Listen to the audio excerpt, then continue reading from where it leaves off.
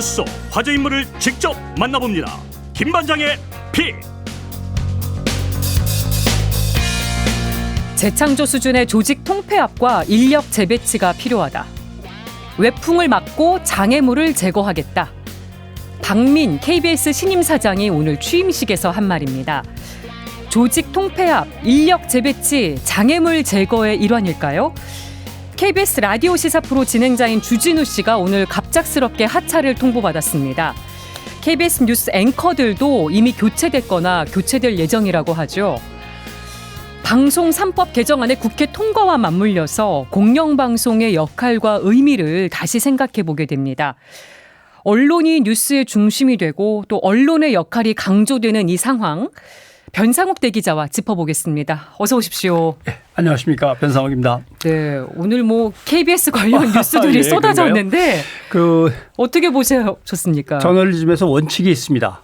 기자는 주인공을 취재하는 거지 주인공이 돼서는 안 된다라고 하는데 언론도 그렇습니다. 주인공들을 사회에서 발굴하고 찾아서 방송 마이크 앞에 카메라 앞에 등장시키는 게 언론의 자기 사명인데 자기가 주인공이 돼갖고 맨날 앞에서 다 스포트라이트를 받으면서 떠들고 있으면 잘된 건지 못된 건지 모르겠습니다만 아무튼 KBS에서는 사실 새 사장이 임명되지 않았는데 일단 대통령이 지명을 했고 국회에서는 보고서를 채택 못하겠다. 이거 할 만한 사람이 아니다. 시켜야 된다. 찬반이 이제 치열했기 때문에 대통령한테 공이 넘어갔는데 대통령 그대로 이제 밀어붙였고. 그러니까 인사청문 경과 보고서 채택 없이 임명이 그렇죠. 됐어요. 그것도 없이 채택됐는데 임명이 됐는데 그럼 취임식은 해야 될 거 아닙니까? 예. 취임식 한 다음에 업무 보고를 받고 업무 보고 받은 상황 속에서 자기가 자기 뜻대로 뭔가 KBS를 이끌어가기 위해서 적당한 사람들을 인사 배치하고 그 사람들이 이제 의견을 모아오면 그걸 가지고 프로그램을 조정한다든가 개편을 통해서 아니면 인사를 갖다 다시 조정한다든가 이래야 되는데 아직 회사에 출근도 제대로 안 했을 것 같은데 가장 중요한 프로그램들이 막 잘리고 날아가고 하는 상황인 것 같습니다. 지금 주진우 라이브 같은 경우는 방송 중이어야 하는데. 네, 방송 중이어야 될 시간인데. 주진우 시간에는 아마 김모 기자가 지금 대신 진행하고 있고 주진우 기자는 저기 MBC에 가서 하소연하고 있고 다른 데 또 출연을 해야 되는 상황. 저도 지금 여기 들어오기 전에 계속 KBS 주진우 라이브 시간에 실시간 라이브를 보고 있었습니다마는 댓글들이 막 쭉 달리더군요. 그러니까요. 왜 댓글을 안 읽어주냐. 일단 댓글로서 주진우 기자는 어디 갔는가. 주진우 기자가 왜 하루아침에 사라져야 되는가.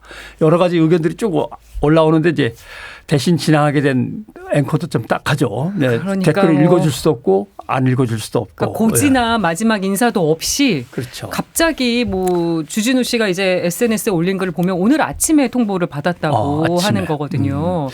그다음에 이제 최욱 씨가 진행하던 더 라이브인가요? 네. 한밤중에 가장 돋보이는 시사 프로그램인데 그것도 갑자기 다들 오늘 끝나버려서. 또 방송이 안 되는 걸로. 그런데 여기서 문제가 되는 것이 대통령과 정부는 노조가 방송을 장악하고 있다고 하는데 사실 노조가 방송을 장악하지 못하도록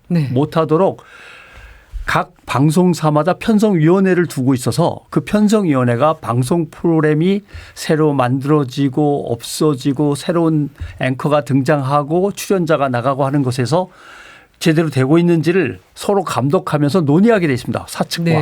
그래서 사측과 그 방송을 만드는 현업 직원들 사이에서 편성위원회를 구성하게 돼 있는데 그 편성위원회를 거치지도 않고서 갑자기 아침에 나가라고 해갖고 앵커가 쫓겨나고 하는 것은 상당히 이해하기 어렵고 또 하나 방송법상으로 또 규정상으로 볼 때 편성의 변경은 사전에 통지를 하고 왜냐하면 전파가 국민의 자산이고 국가가 관리해야 되는 거기 때문에 전파를 함부로 쓰면 안 되니까 이 전파를 쓸 수 있도록 순서표가 정해져 있고 그 순서표를 갑자기 바꾸려면 임시 편성이라고 하는 내용을 구두로 일단 보고를 하고 나중에 서류로 또 가고 이렇게 하게 돼 있는데 그런 절차도 없이 가장 핵심 프로그램 그것도 민감한 뉴스 프로그램을 나가 그만둬 잘라 그만하자. 왜 이렇게 급박하게 모든 일들이 진행되고 있다고 보세요?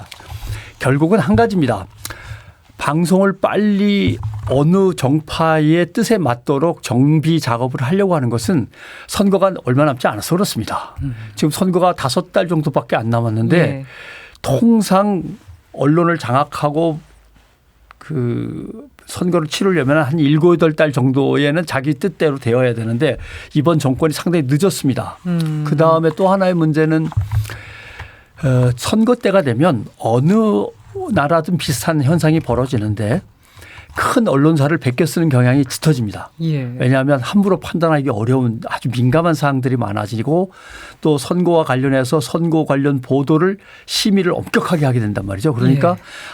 그전까지는 막 떠들고 쓰고 하다가도 선거철이 임박하면 큰 언론사를 향하게 돼 있어요. 그게 결국 KBS, MBC와 커다란 신문사입니다. 네. 그러니까 KBS, MBC부터 빨리 장악을 해야 선거를 치르기가 좋은데 장악을 못했으니 마음이 급하죠. 또 이제 외람된 말씀입니다마는 대통령이 잘하면 이대로 선거 전에 뛰어들어도 총선거에서 표가 좀 들어올 수 있는데 예. 대통령의 인기가 뚝 떨어져 있어서 도움이 전혀 안 된다 그러면 여당으로서는 마음이 더 급하죠. 네. 이런 이제 조급함들이 결국 방송에 반영이 되는 거죠. 네. 국민들은 이 상황을 어떻게 바라볼까요?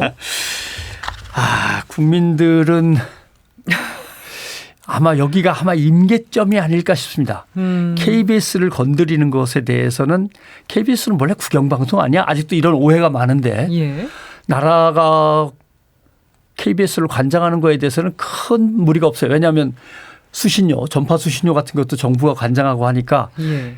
여기까지가 아마 임계선이고 여기서 더 나아가면 이제 폭발로 가는 거죠. 그러니까 예. MBC를 건드린다든가 그다음에 뉴스 공장을 건드린다든가 또 뭐 평화방송을 건드린다든가 CBS를 건드린다든가 이렇게 나가면 거기는 이제 임계선을 넘게 되는 거죠. 선을 넘게 되는 거라 아마 여당은 여기가 한계일 겁니다. 여기가 네. 한계. 더 건드리면은 보시는 거. 엄청난 이제 언론 탄압이라는 분노가 이제 치밀어 오르죠. 왜냐하면 벌써 뉴욕타임스에서도 한국이 언론 탄압을 엄청나게 당하고 있다. 그걸 정부가 가짜뉴스라는 핑계로 기사를 실었더라고요. 예, 계속. 그 뉴욕타임스 기사를 우리 언론들이 제대로 안 전합니다마는 뉴욕타임스가 엄청나게 크게 썼습니다. 길게. 예. 그럴 정도면 이제 거의 임계점이 왔습니다. 더는 언론에 대해서 이래라 저래라 할 수 없고 지금까지 자기 편으로 만든 언론들 데리고 잘 해야 된다라고 하는 생각을 하고 또 하나의 문제 결국은 이게 민주주의가 위협받고 있는 거예요. 네. 예, 결국은 민주주의가 위협받고 있는 겁니다. 왜냐하면 대통령에게 권력이 집중돼 있는 데다가 대통령이 권력 중독 현상을 보이면 자기가 추진하는 모든 것에다 국민의 이름과 나라의 이름을 걸어요. 네. 이 나라를 위해서 국민의 뜻이기 때문에 이런 식으로 한 다음에 그 밑에 있는 사람들에게도 전염돼 갑니다. 그 권력 중독 현상이.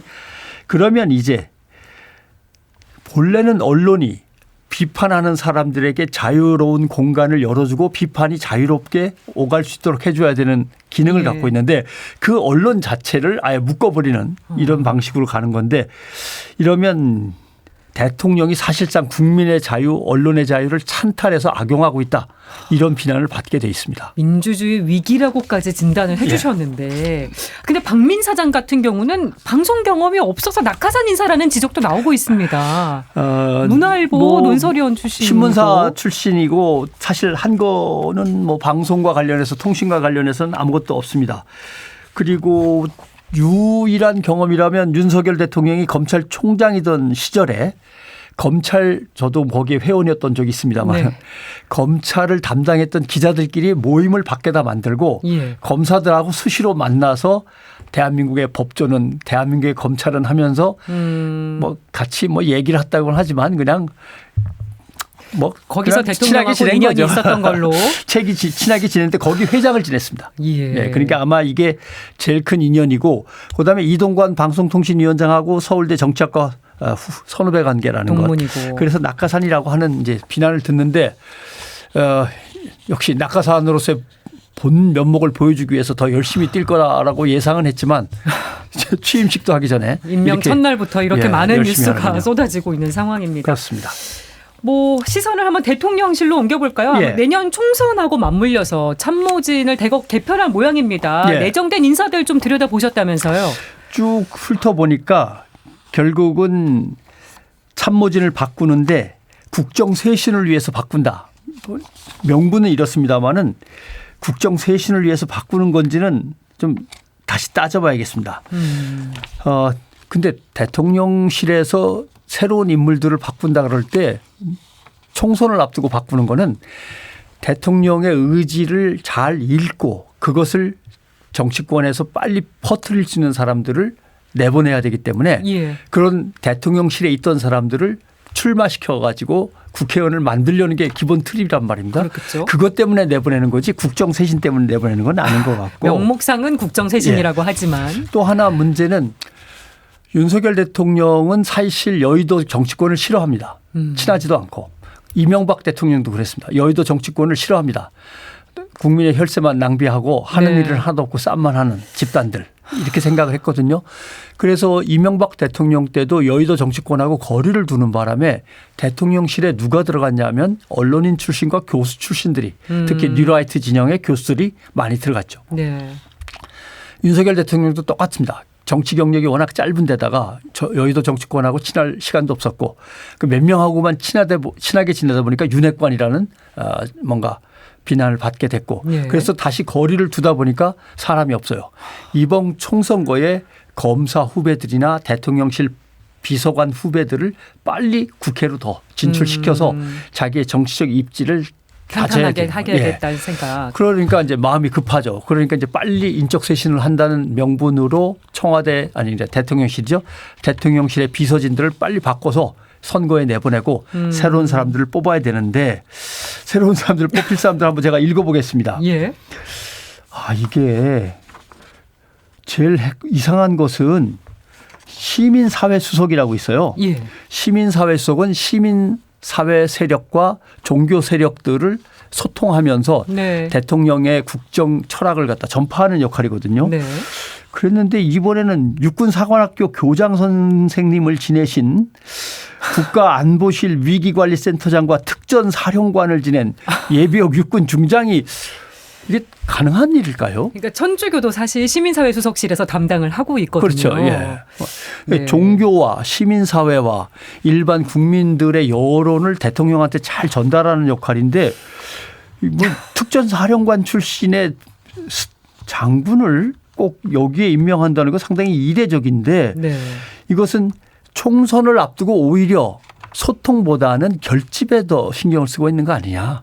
예, 이런 생각을 할 수밖에 없고 예. 더군다나 보수 색채가 아주 강한 자기와 가까운 군 출신 인사에게 시민사회 종교계와의 소통을 맡긴다는 것은 결국 우파를 결집하는 데 더 신경 써달라. 지금 좌파 그다음에 중도는 좀 신경 쓸 게 아니라 네. 핵심 지지층을 똘똘 뭉치게 해야 된다. 이것을 아마 염두에 두고 있는 것 같습니다. 네. 그리고 또 눈길이 가는 직책이 대통령실 홍보기획비서관으로 최재혁 전 MBC 사장이 그렇죠. 유력하게 거론되고 있는데 전 제주 MBC 사장이죠. 어떤 인물입니까? 2018년에 아나운서들이 부당하게 자리에서 쫓겨날 때 당시 아나운서 국장이었습니다. 그리고 자기는 이제 승진을 계속해서 제주 MBC 사장까지 했죠. 예. 그러니까 2012년도 사건입니다. 결국 그 이후에 아나운서 후배들을 내보내는데 일조를 했다는 공로로 사장실의 사장실의 비서도 지내고 특보도 지내고 제주 MBC 사장도 지내고 윤석열 대통령 대선 캠프에서 활동하게 됐고 승승장구했군요. 네, 했습니다. 사실은 진보 진영의 사장이 임명됐을 때 해임됐어요. 그래갖고 네. 윤석열 캠프로 건너간 겁니다만 이런 사람이 대통령실 홍보 기획을 맡는다? 이것도 참 난감한 일이다라는 생각을 하는 거죠. 네. 요즘 보수 신문들도 윤석열 정부를 비판하고 있어요. 예. 이런 상황의 행간은 어떻게 읽고 계십니까? 제목만 한번 읽어보면 중앙일보 정부 여당의 포퓰리즘이다. 이렇게 돼 있고 중앙 썬데이 사설을 보면 은행 문제입니다. 은행을 공공의 적으로 삼아 표를 얻겠다고 이렇게 나서니 이거는 총선용 포퓰리즘이라는 비판이 나오는 것이다. 그러니까 중앙일보 입장에서 넘지 말아야 할 선이 있어요. 그게 네. 뭐냐면 정치 권력의 편을 들어주긴 들어주는데 정치 권력이 자본, 금융자본과 산업자본을 압박하면은 그건 못 견디는 거죠. 예. 왜냐하면 자기들의 기반이니까. 예. 삼성 출신이니까 그런 겁니다. 쉽게 얘기하면은. 예. 조선일보도 이건 도저히 안 되지라고 나선 것이 있습니다. 바로 과학기술 예산의 삭감인데요. 네. 보면은 마구 깎아서 문제, 반년세의 R&D 예산 25조 원이 사라졌다. 대통령 말 한마디에 뒤집힌 최상위의 법정 계획. 법을 위반하면서 2달 늦게 내놓은 계획인데 재검토 과정도 부실했다. 책임지는 사람도 없다. 소부장 기술 자립, 일본에 대항해서 우리가 소재 부품 장비 기술 자립한다고 했는데 결승선을 눈앞에 두고 브레이크를 밟아버렸다. 세게 비판했네요. 원전 산업을 키운다더니 원전 부품 국산화 예산 82%를 날려버렸다. 뭐 이렇게 막 비판을 하고 있습니다. 보수 신문이 보수 정부를 비판하는 배경 어떻게 보십니까? 글쎄요. 조선일보의 의도는 여기에 있습니다. 카르텔을 깨려다 미래 세대의 밥그릇 깰라. 그러니까 이런 겁니다. 조선일보나 중앙일보나 동아일보 입장에서 대통령 편을 들겠습니까? 보수 여당 편을 들겠습니까?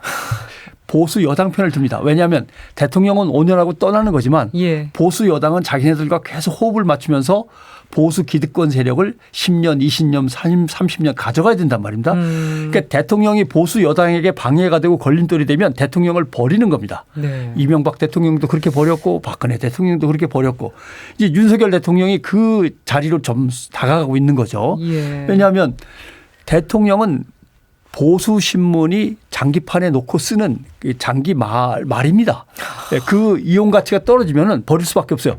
그래서 빨리 여당하고 손을 잡고 새로운 대항마, 새로운 후보를 갖다 선정해서 네. 띄워줘야만 다음 대통령 선거에 당선시킬 수 있는 겁니다. 강서구청장 보궐선거에서 여당이 패배한 후에 이런 게 더 노골적으로 그렇죠. 드러나고 있는 것 같아요. 벌써 대구 경북 지역에서도 윤석열 대통령 국정수행 지지도가 부정이 긍정보다 좀 높은 경우 TK 심상치 않다고 하고. TK에서 그랬고 경남에서도 얼마 전에 뒤집혔습니다. 그런 것들이 TK에서 뒤집히고 부산, 대구, 부산, 경남에서 뒤집히면 큰일 나죠. 거기가 핵심 지역인데. 네. 그러니까 보수 대형 신문은 오랫동안 우리 사회의 지배 세력의 일부입니다. 네. 그리고 보수 우익 세력의 길잡이 노릇을 해왔단 말이죠. 그러니까 윤석열 대통령의 편이 아닙니다. 윤석열 대통령도 어쩌면 잘할 수도 이걸 잘 알겠죠. 윤석열 대통령은 보수 세력이 놓는 바둑돌 중에 하나란 말이죠. 결국 이득이 안 되면 버리는 건데 예. 괴테의 말대로 이런 말이 있어요. 부모는 자녀에게 뿌리를 줘야 되고 날개를 줘야 된다. 근데 윤석열 대통령은 우리의 역사적 뿌리와 민족적 뿌리를 갖다 일본하고의 관계에서 완전히 내다 버렸단 말이죠. 예. 그러나 돌아오는 게 있다라고 강조를 합니다. 일본에게 이렇게 친하게 지내서 돌아오는 게 있다. 근데 과학기술 예산을 잘라버린 것은 돌아오는 게 뭔데라고 물으면 없어요. 네. 그러니까 조선일보는 여기서 초조함을 느끼는 거죠. 일본과 함께 하면서 민족의 뿌리를 없앤 거는 나름대로 변명의 여지가 조금 있는데 예. 미래 세대의 먹거리라고 하는 과학기술 예산을 갖다 날려버려 갖고 나중에 엄청난 손실이 입혀지면 보수 언론에게도 니들 그때 한편 들었지라고 화살이 날라옵니다. 이건 너무 심각한 문제라고 그렇죠. 본 거군요. 니들 그때 동조했지라고 할 때 거기에 대한 방패막이를 미리 한두 개 뿌려놓는 겁니다. 와, 우리 그때 치열하게 진짜 비난하면서 비판하면서 싸웠습니다. 그 시리즈로 한 20개 시리즈 쫙 나간 거 보셨지 않습니까? 예. 라고 하는 거죠. 그래서 자기들의 변명거리도 만들 겸 그다음에 정부가 여당이 지금이라도 과학기술 예산을 갖다 다시 살려서 비난을 피해가고 총선에서 어떻게든 보수 여당이 망하지 않도록 네. 부추기는 역할을 지금 하고 있는 거죠. 지금 예산 전국에서 예산 심사 한창인데 이런 뭐 조선일보나 이런 R&D 예산에 관한 지적이 좀 일부 반영될 수 있을까요? 벌써 국회에서 이제 여당이 일부는 살려내야겠다라는 말을 슬쩍 꺼내죠. 너무 비판이 많으니까. 그리고 조선일보가 정부에서 얘기도 안 나오고 국회에서 얘기도 안 나오는데 예산 다시 살아날 듯 하고 벌써 기사를 갖다 오늘 썼습니다. 예. 그러니까 봐요. 우리가 하니까 되지 않습니까? 라고 이제 자기 변명거리는 확실하게 마련을 한 건데 이런 것들이 보수 대형 신문이 국가를 이끌어가는 하나의 메커니즘이고 나름대로의 방책입니다. 그러니까 이 큰 그림 안에서 저들이 움직이는 걸 봐야 뉴스를 보는 게 재밌죠. 네. 그냥 막 흥분만 하시다 보면 큰 그림을 놓칩니다.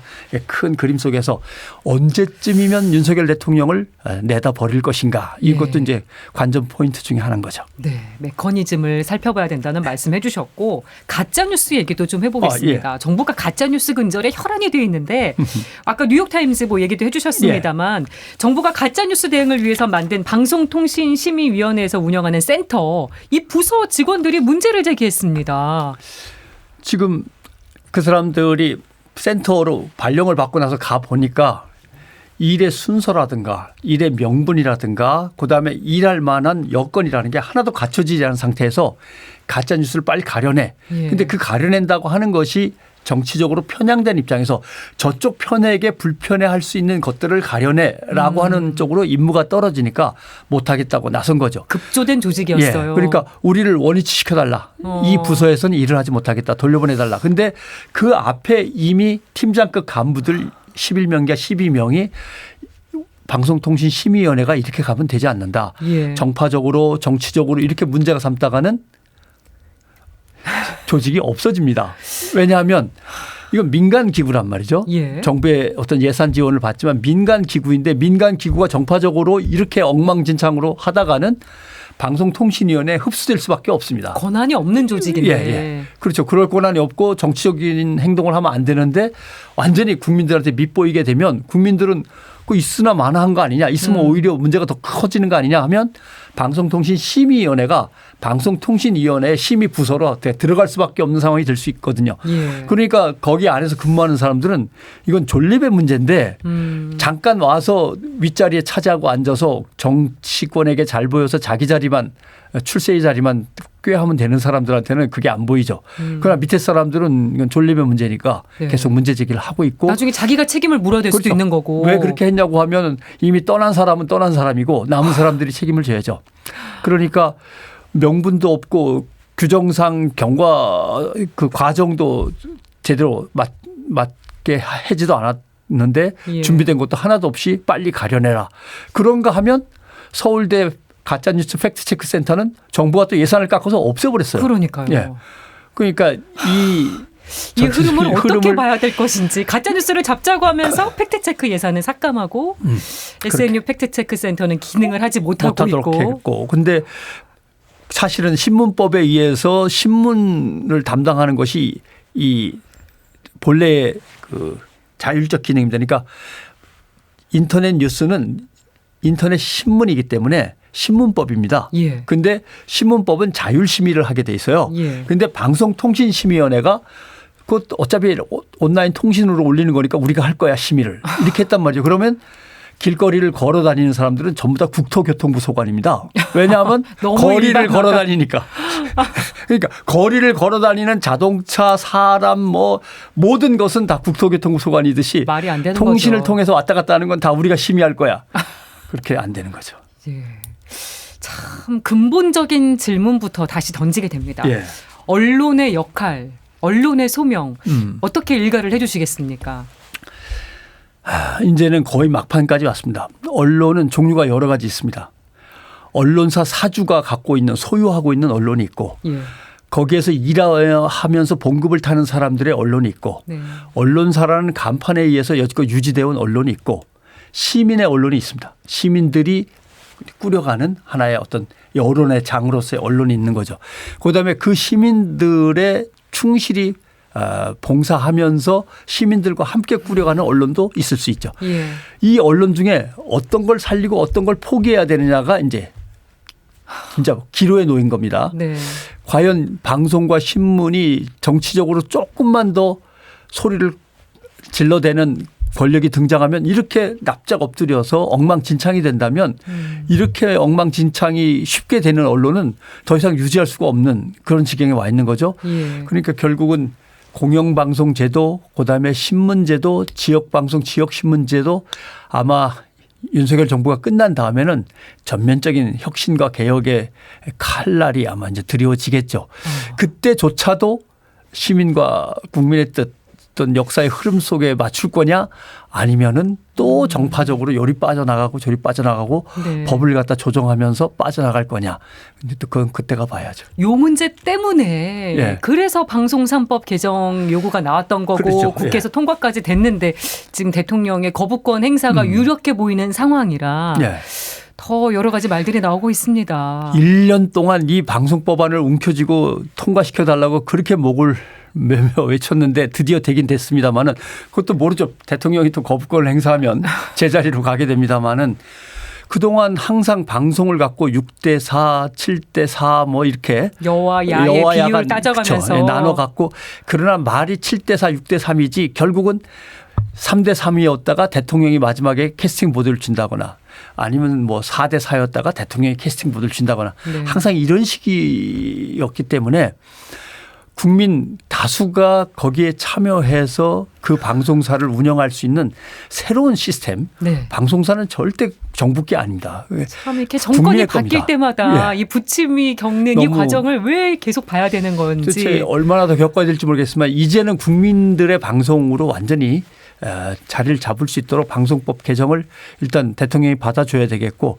그것을 이제 다듬는 일이 남아 있는데 네. 일단 대통령한테 공은 넘어갔으니까 지켜보기로 해야죠. 네.